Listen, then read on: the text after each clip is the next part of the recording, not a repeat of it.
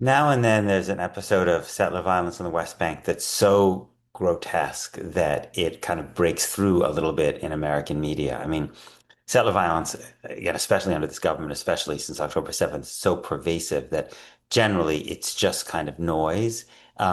For the American media, it doesn't really get picked up very much, or in the American Jewish community, but occasionally something is so terrible that it breaks through.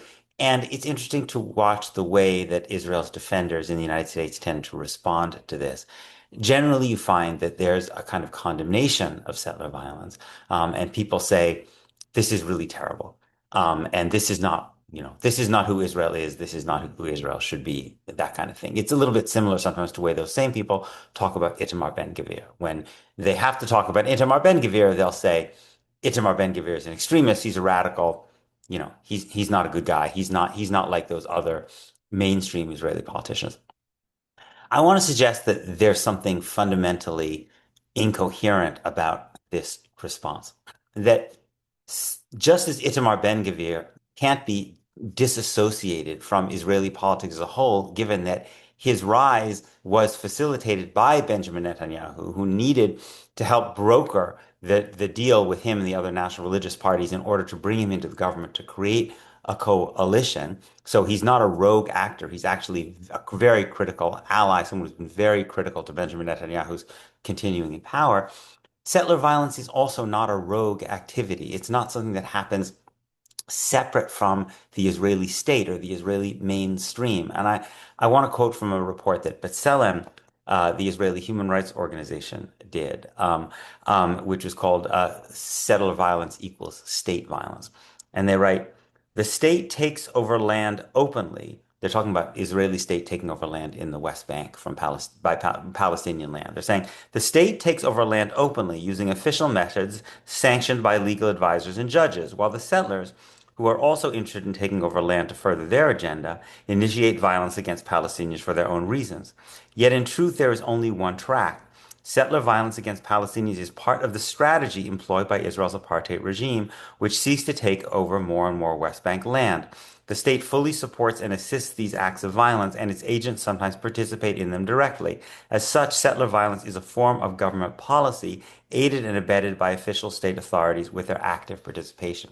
Now, that's not to say there aren't Israeli officials who might be genuinely upset or even appalled by things that settlers do. They may think it's terrible PR. They may even think that they're morally wrong. Again, to use a kind of crude analogy, we can imagine a situation in the Jim Crow South where there were things that the Ku Klux Klan did that segregationist leaders wish they hadn't done. They gave them it was a bad reputation. It just wasn't the way they wanted to do business. But the general thrust of the policy, right, in the Jim Crow South was to keep black people down, to deny them their basic rights, their basic freedom, through a whole mechanism of violence, some state sanctioned and some outside of the state, but which could not take place. The Ku Klux Klan could not have operated without the fact that the white controlled judicial system gave them, almost total impunity.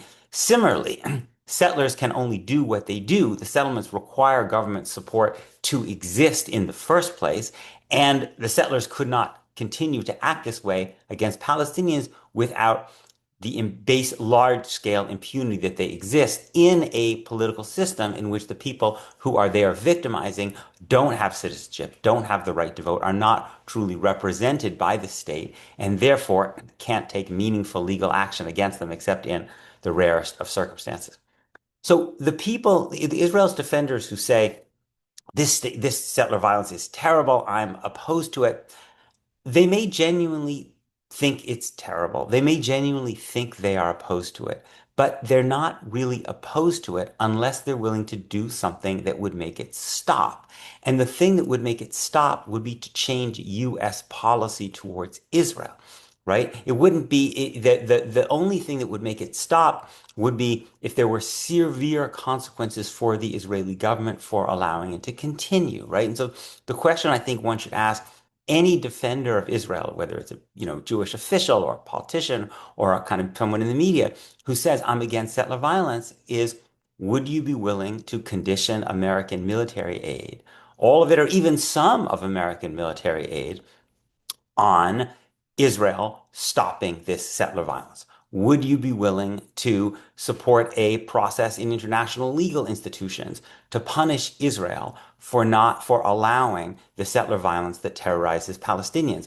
Overwhelmingly, the answer to that question will be no, we are not willing to support that because although we say we oppose settler violence, our most fundamental commitment is unconditional U.S. military, economic, and diplomatic support for Israel. And so, because of that, we will say we oppose settler violence, but we're not actually willing to support any of the tangible consequences by which the U.S. could use its substantial leverage over Israel to actually end the status of impunity that allows Israel to do this.